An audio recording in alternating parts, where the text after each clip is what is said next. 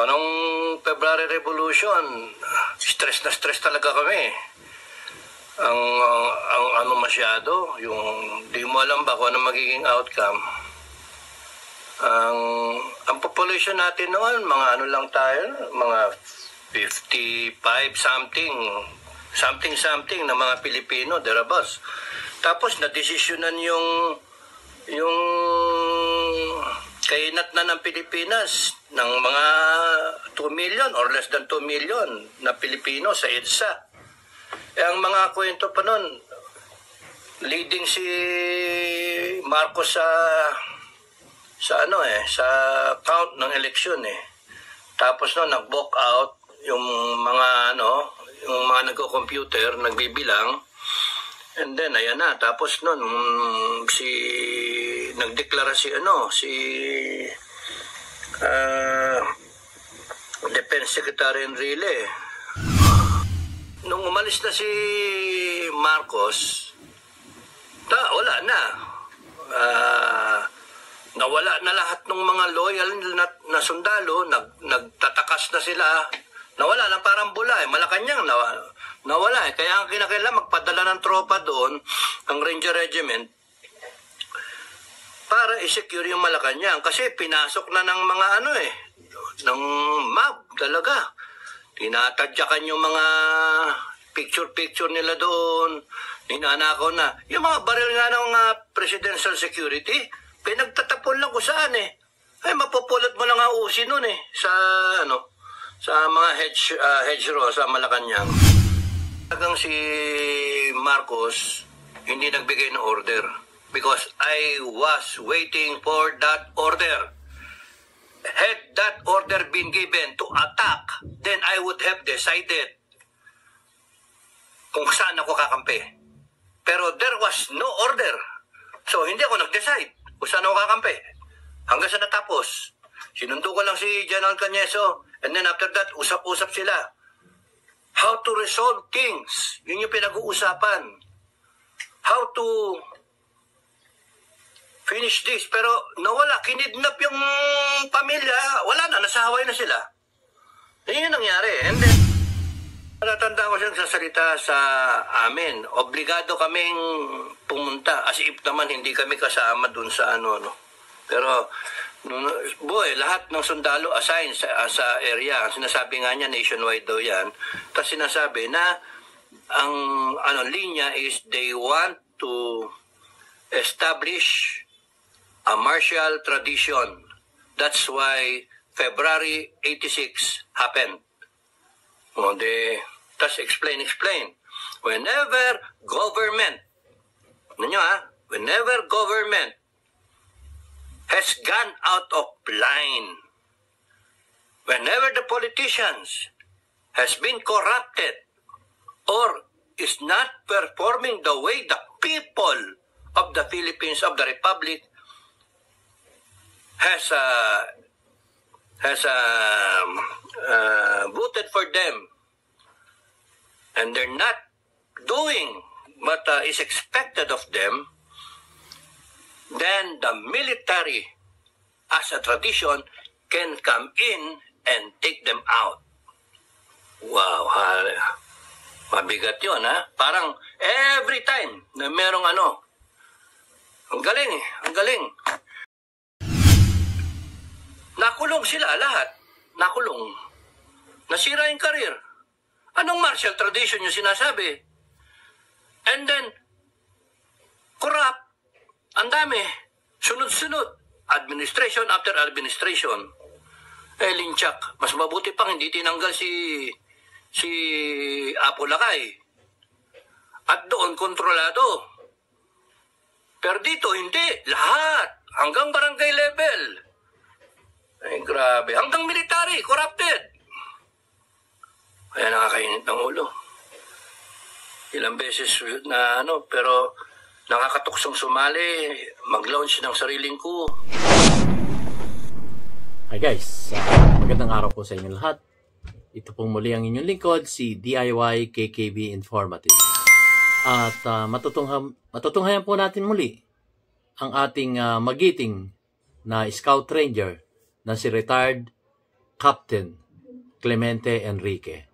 So, ito po ay patungkol dun sa mga karanasan niya noong People Power 1, noong February Revolution dito sa ating bansa. So, yun, ipapaliwanag niya kung ano yung mga naganap, ano yung mga iniisip nila, bakit nila ginawa yung People Power 1. So, i-detalye niya dito kung ano yung mga specific na nangyari doon sa EDSA at doon sa Malacanang. So, wag na natin patagalin at simulan na natin itong pahayag ni retired Captain Clemente Enrique ng Scout Ranger.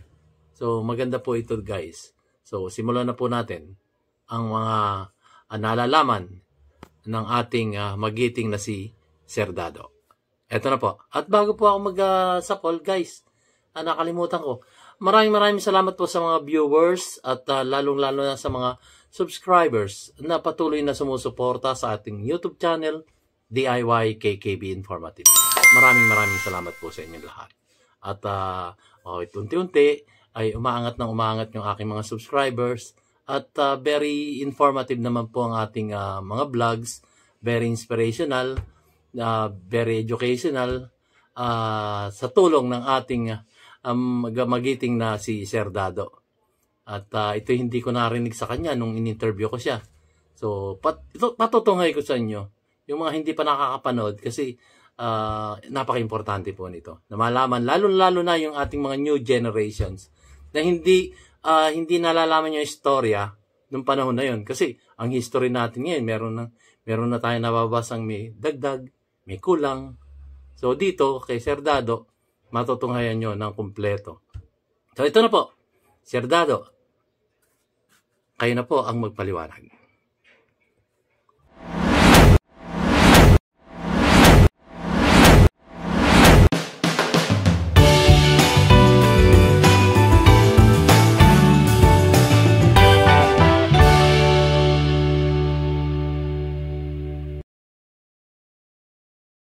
Kumusta kayong lahat? Maraming salamat sa mga comments. Thank you for liking and sharing. And sa mga nag-subscribe, maraming salamat.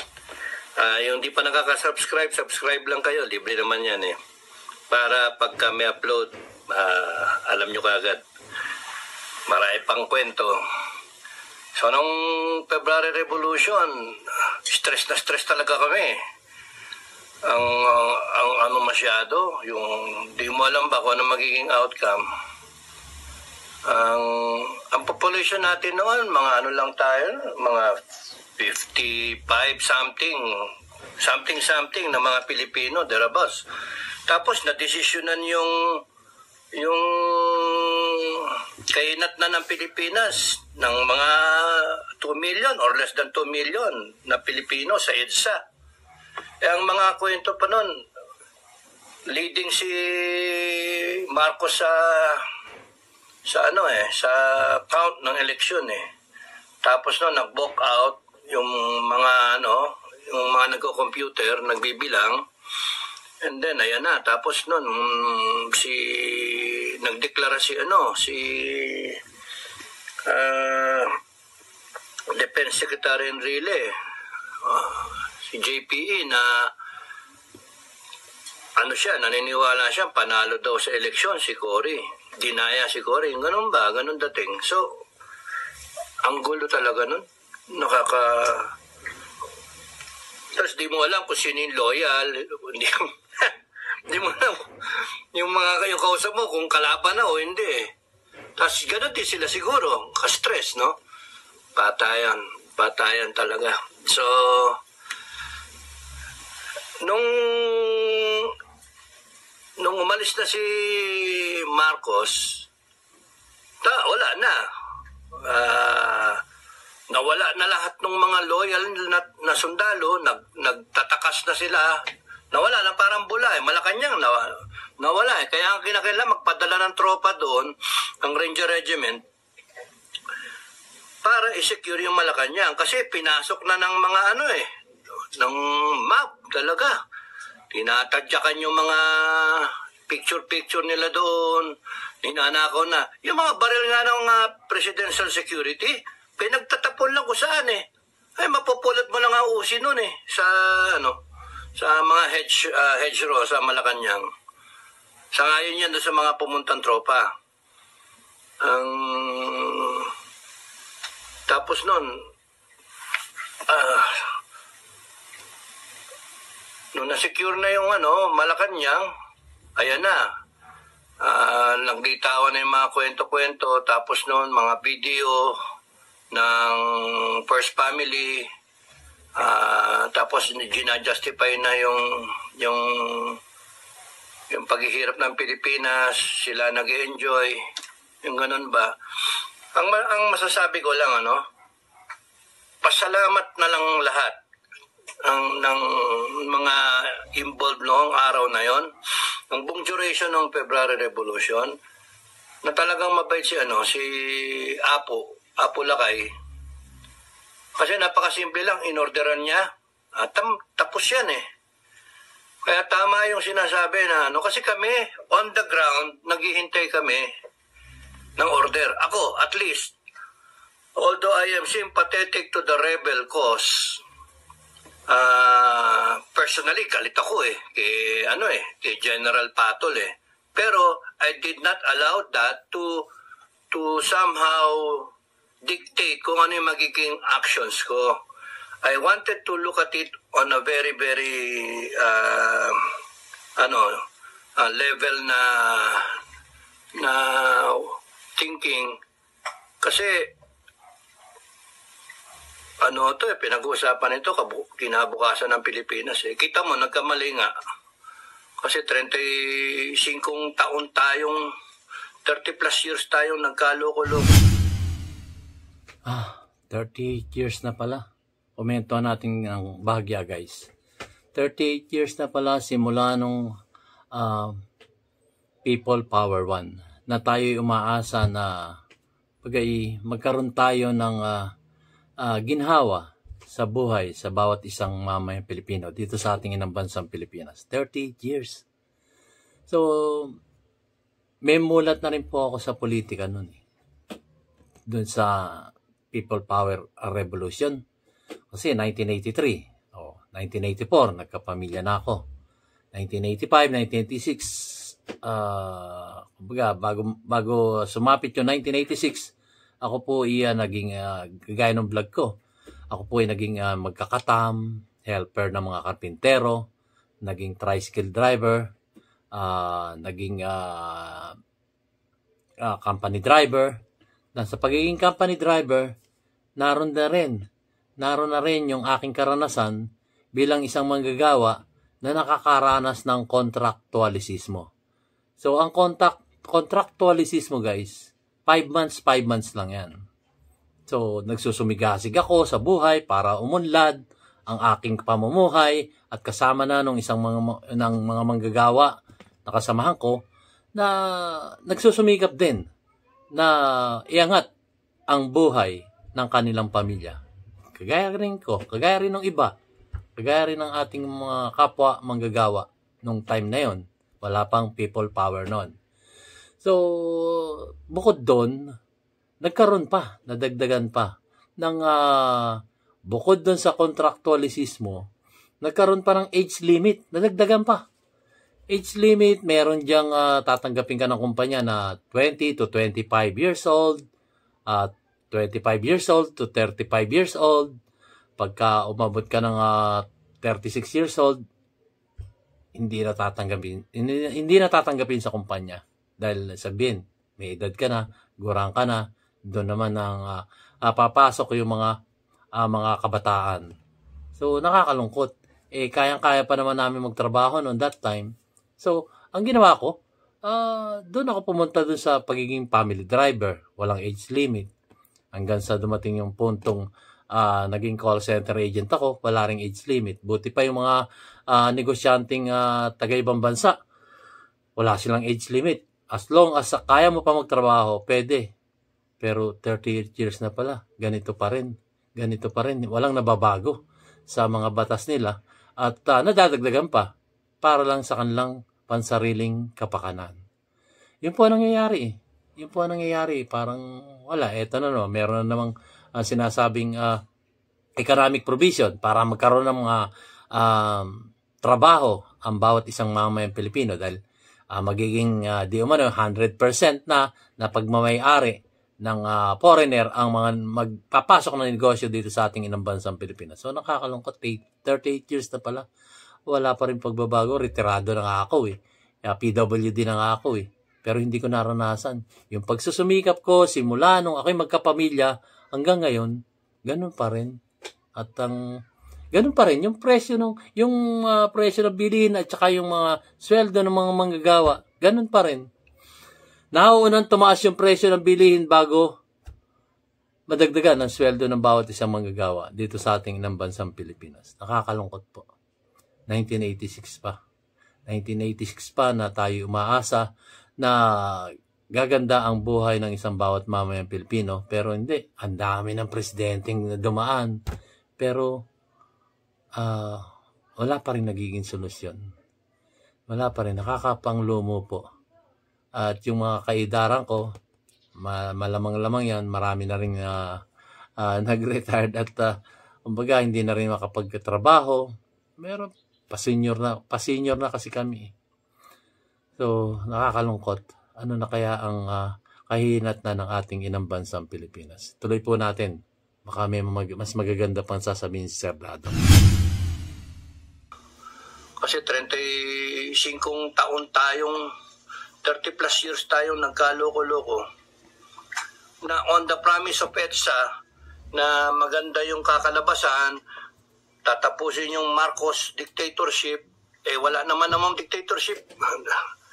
Nagkaroon nga na eleksyon. Talo nga si Cory. Sasabihin, dinaya. Kaya nga hirap ng ganun thinking, ng mentality na kalaban mong tao na lalaban pero pagka natalo, pikon. Wala, ayaw tanggapin ng pagkatalo. Parang may naalala ako ngayon yung very recently na ng mga pangyayari. So,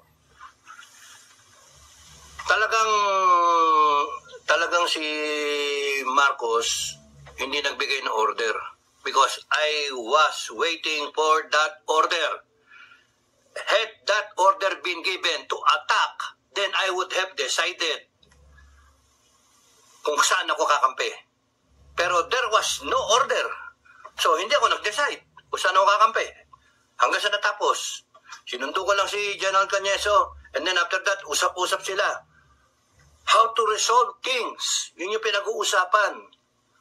How to finish this. Pero nawala, kinidnap yung pamilya. Wala na, nasaway na sila. Yun yung nangyari. And then, basta ako, bumalik na lang ako sa sa Cagayan Valley. ayoko na sa Maynila. Shocking. Very stressful. Basta ang Pilipinas, may bago ng ayan na. Na si General Ramos, siya na yung Chief of Staff, and then may bagong set of officers. Lahat tanggal. Lahat ng doon.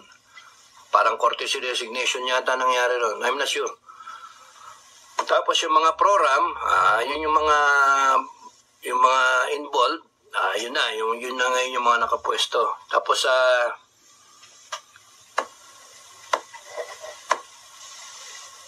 bumalik na talaga ako. Ayoko na doon sa Manila. And then pagdating sa Manila, sa Cagayan Valley, first company pa rin ako. I tried to stay away ba from kung ano yung nangyayari. Hindi ako nagbabasa na masyado ng dyaryo. Doon ka naman sa bundok, ang tissue paper ko doon, comics, dyaryo yung luma, ganun. Walang maabot. Di naman nakikinig ng transistor radio. Wala naman TV pa doon sa bundok na yun. Minsan, mabusa pa nga ikaw ng tissue paper. Ang ginagamit ko, yung yung bagong usbong na dahon ng saging na natuyo. Yun. Yung mga, di ba, may suwi yung saging. So yung maliliit na saging na ganyan, pagka nagtuyo na yung dahon, softy, ayun, parang tissue paper. Okay yun, walang di gasgas yung mo, yung puwit mo. Pero yung pagkaibang dahon, wow, Pagka dyaryo naman, messy. So, buhay mahirap, buhay simple. Ang masarap yung na-assign ako sa mga detachment. Pagka malapit ka sa baybay dagat, kunyari Gonzaga, Santa Ana, doon kami sa Bulus Point, pinaka eastern side ng shoreline na yun ng Pilipinas, sa parting Bagaw yon. Pero at the foot na Sierra Madre, dito sa labas na, beach na. Sarap doon kasi ang isang balde ng pusit na malalaki, yung mga ganyan na pusit, 5 pesos lang. Kanya-kanya kaming imbak ng isda na dadaingin, papatong lang namin sa mga yero. Pagka may makakauwi para sa R&R, isang kahon ng sigarilyong malaki. Yung mga hope na gano'n na sigarilyo, ganong kahon, puno ng daing. Ang mura ng crab, ang mura ng chrome o lobster. Ay, sarap ng buhay doon. Kaya nga lang, ang madidinig mo sa radyo, hindi na Pilipino. Incheck ang madidinig. nakukuha na yung nun eh. Sa siguro yung Taiwan na yun yung nadidinig. Wala kang madidinig na Pilipinas. Frequency ng Taiwan. Tapos napangkwento doon, ceasefire, ceasefire.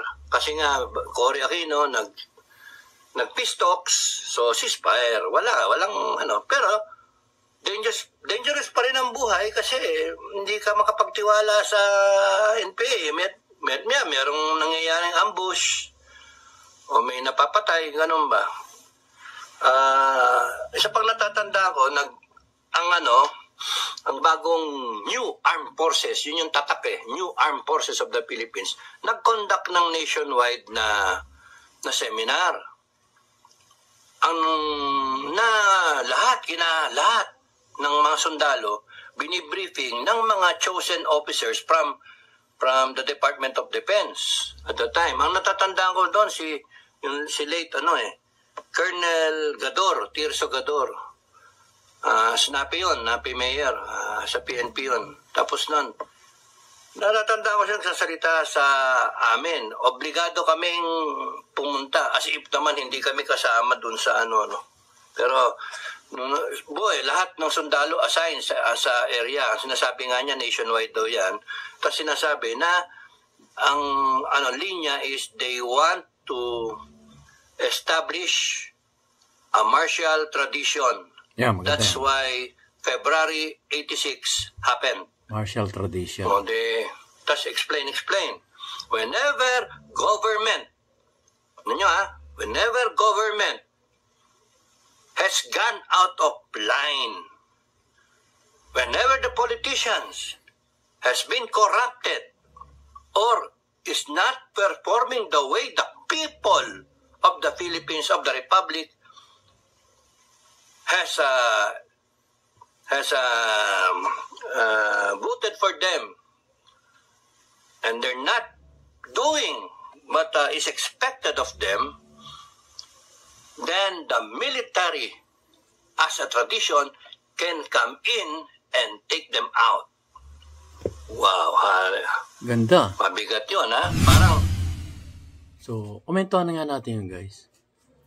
Nung araw pa lang yun, after nung People Revolution, nung 1986, February Revolution, iniipon-ipon pala sila. Meron palang tinatawag na martial tradition.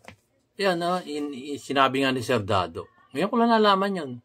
Ewan ko kung yung ibang Pilipino alam yun, yung martial tradition na, kumbaga, pag ikaw ay isang opisyal ng gobyerno at gumawa ka ng kalokohan sa iyong panunungkulan, tanggal ka. Tatanggalin ka ng nitong kanilang batas na to. Diba? Parang Bakit hindi naganap yun? Ba't hindi naganap yun ng panahon na yun? Yung martial tradition na tinatawag. Na pag ikay nakita ng mga kasundaluhan na ikaw ay corrupt at ikay may ginagawang anomalya sa gobyerno, sa mga mamayang Pilipino, tanggal ka. Tatanggalin ka nila. Pero wala po ako nabalitaan. Kayo, baka may nabalitaan kayo. Wala po ako nabalitaan na ganon. Instead, ngayon, tingnan nyo nga nangyayari, di ba? Kaliwat kanan ng korupsyon sa gobyerno. Di ba? Tuloy natin, guys. Baka meron pang ibang masasambit o may ipapahayag pa itong ating si Sir Dado. Ito po, tuloy natin. Sabi na ang linya is they want to establish a martial tradition. That's why February 86 happened. Just explain. Whenever government, whenever government has gone out of line, whenever the politicians has been corrupted, or is not performing the way the people of the Philippines, of the Republic, has voted for them, and they're not doing what is expected of them, then the military, as a tradition, can come in and take them out. Yun. Ba't di nangyari? Di nangyari yun. Mabigat yun, ha? Parang every time na merong ang galing eh. Ang galing. Pero ang tanong ko, ba't inabot tayo ng 30 taon? Ganito pa rin. 30 taon, ba't nagkaganyan tayo? Nasaan na yung martial tradition? Nakakainit ng ulo yan. Magkanila pwede, pero nung nagkudeta, ilang kudeta yung sumunod? Bakit? Kasi nakita nung iba na mga junior officers and yung mga original na RAM, sabi, niloloko tayo ng Cory government. Ano nangyari? Ba't nagkaganito? And then, boom. Wala eh. Tapos, nakulong sila lahat. Nakulong. Nasira yung karir. Anong martial tradition yung sinasabi? And then, corrupt. Ang dami. Sunod-sunod. Administration after administration. Linchak. Mas mabuti pang hindi tinanggal si Apo Lakay. At doon kontrolado. Pero dito hindi. Lahat. Hanggang barangay level. Ay, grabe. Hanggang military. Corrupted. Kaya nakakainit ng ulo. Ilang beses na pero nakakatuksong sumali, mag-launch ng sariling coup. Kasi maswerte si Pinoy, si Pinoy umalis ako sa serbisyo kasi kung di ako umalis, I would have taken over. Kung di ako umalis. Kaya nga ako umalis, natakot ako sa sarili ko eh. I saw myself as a very dangerous person. Kaya ako nag-isip na di na lang bale, sa kanila na lang. So sila na lang. Ayoko, I do not want to carry that responsibility one day na I'm a general, I'm a lieutenant general, or a 4-star general, kahit nga major general lang that I will have the balls to tell the government, putang ina ninyo, ayoko na sa inyo, hayop kayo, malangya kayo. And then kung sino yung papalag dito, ganon. Lahat ng politiko, padala ko sa somewhere, sa isang isla, magtanim na lang. And guys, so nakita nyo na. Ganong katapang si retired Captain Clemente Enrique. Kilala niya kasi yung sarili niya eh. Kumbaga, pag siya nagpatuloy pa sa pagiging military, baka, sabi niyo nga, mas marami pa siyang kaya natakot siya sa sarili niya. Naintindihan naman natin yun. Kaya, kumbaga, hindi niya ipinagpatuloy yung kanyang karir. At, meron pang isang bagay yon na kakibat nun. Hindi lang yun doon, kundi yung sa kapatid niya.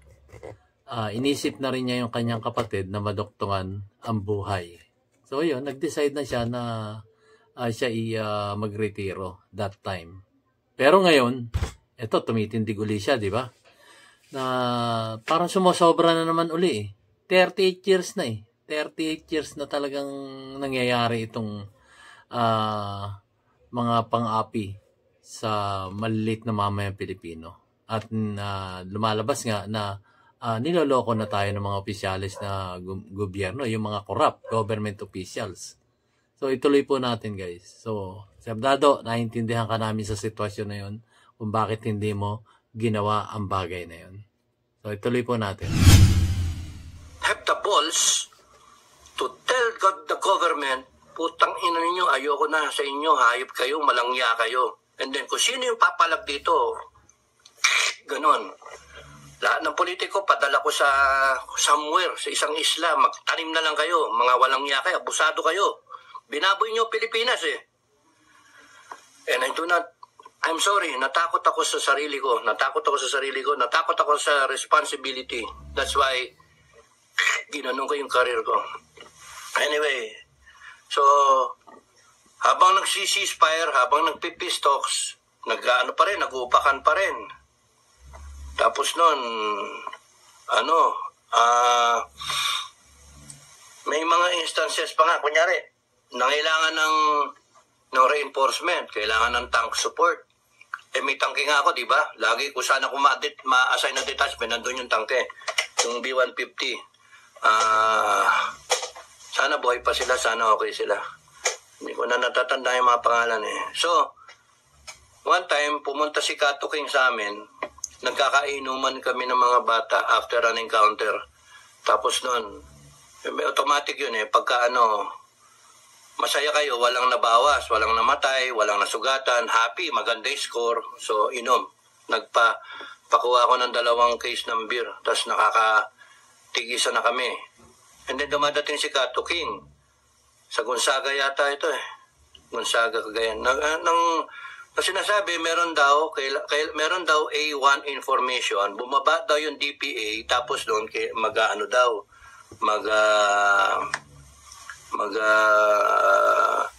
naka-harbor daw sila sa isang creek line na napapaligiran ng 3 bundok. Yun ang report. Tapos noon, bumaba lang yung mga rebelde para bumili ng mga, kunyari, mga maong, yung mga ganon, civilian necessities. So, yung DPA, pumunta kagad kay Colonel Lagi. And then, sinabi sa amin ni Kato King na nagre-require si Colonel Aguinaldo ng 2 tangke. So, either kami, first company, and then second company, or port company. Nandun yung port company nun eh. Sila yung napaupak eh. Tapos nun, may ginawa ko na dahilan, sabi ko nakainom na. Sabi ko, hindi pwede, pag-operating ko bukas to, mamayang madaling araw ang jumpo, baka mamaya mamatayan pa. Sabi rin ng mga bata, sir, okay na yung naka-encuentro na tayo, palipasin na natin yan, sa iba na natin ibigay. Sabi ko, ganun din ang ko, okay din. So anyway, nung sinabi ko kay Kato King, tingin mo sa tangke namin, anong tingin mo dyan, anong masasabi mo dyan sa gulong? Flat, sir. Sabi mo kay Colonel Aguinaldo? Flat, sir. De yun, flat yung gulong namin. Hindi magagamit. That next day, jump off sila. Ang na second company and port company na ranger companies ang na-involved. Isang platoon yata yun. Tig 1 section ang bawat company, no? Walang yan, napabakbak sila, positive eh. Tapos, 360 yung nakaubang sa kanila. Talagang, then, siyam yung patay. Paano nakasakay sila sa turret eh? Maling-mali naman din eh. Nakasakay sila sa turret ng doon sa ibabaw ng tangke, namumulaklak, parang nandun. Parang naman ng pipiknik, parang field trip. Mali yun eh, kasi malayo pa lang, madidinig mo na yung tangke eh. Dapat yung ganon, ang employment doon dapat, kung ganong, meron yung sketch na binigay eh.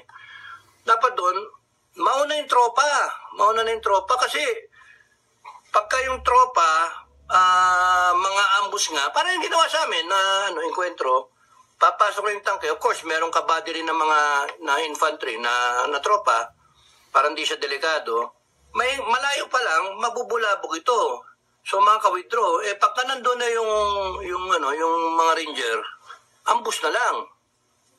Ano pa, mahirap yung pumasok sila sa area, sa kampo Tapos, namumulaklak sila sa nabigla, patay, baksak siyam.